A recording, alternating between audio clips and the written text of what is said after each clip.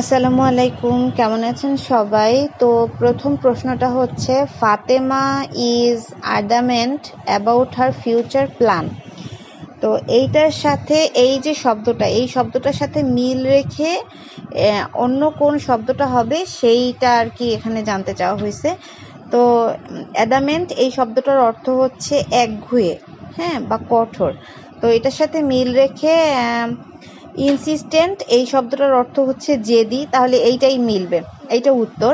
তাছাড়া যে অন্যান্য অপশনগুলো আছে, অবজেক্টিভ এটার অর্থ হচ্ছে উদ্দেশ্যমূলক বা উদ্দেশ্য।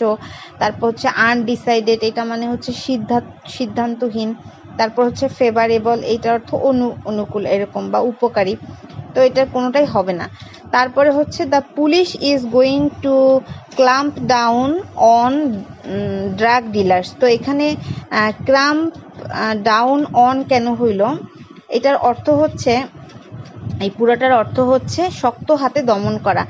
মানে পুলিশ হচ্ছে এই যে ড্রাগ ডিলার্স, যারা মাদক ব্যবসায়ী, তাদেরকে মানে শক্ত হাতে দমন করতে যাচ্ছে আর কি, এরকম। তারপরে হচ্ছে I waited for my friend until he came. হ্যাঁ, তো এখানে কেম কেন হইল, মানে সিকোয়েন্স অফ টেন্স অনুসারে একটা মানে নিয়ম আছে যে আগেরটা যদি পাস্ট ইনডিফিনিটে থাকে তাহলে পরেরটাও পাস্ট ইনডিফিনিটে হয়। এখানে আই ওয়েটেড এটা পাস্ট ইনডিফিনিটে আছে, সেজন্য হচ্ছে কাম থেকে কেম হয়ে গেছে। তারপরে হচ্ছে which of the following sentence is correct. এখানে হচ্ছে I think of him as my best friend. হ্যাঁ, তো থিঙ্ক অফ সামবডি বা হচ্ছে অ্যাজ সামবডি, এটার অর্থ হচ্ছে কাউকে কোনোভাবে বিবেচনা করা।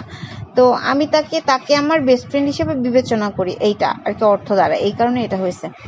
তারপর হচ্ছে which of the following is a noun. এখানে নাউন কোনটা? তো ওয়াইড স্প্রেড এইটার অর্থ হচ্ছে ব্যাপক। হ্যাঁ, এটা হচ্ছে একটা অ্যাডজেক্টিভ। তারপরে হচ্ছে ডিজাস্টার, এইটার অর্থ হচ্ছে দুর্যোগ। হ্যাঁ, এটা হচ্ছে নাউন। হ্যাঁ, তো এইটা হবে উত্তর। তারপরে হচ্ছে ডেডলিস্ট। হ্যাঁ, এইটার অর্থ হচ্ছে সবচেয়ে মারাত্মক, এটা হচ্ছে অ্যাডজেক্টিভ। তারপরে হচ্ছে নান শব্দটা হচ্ছে যে কেউ না, এরকম। হ্যাঁ, তো এইটা হচ্ছে গিয়ে অ্যাডভার্ব।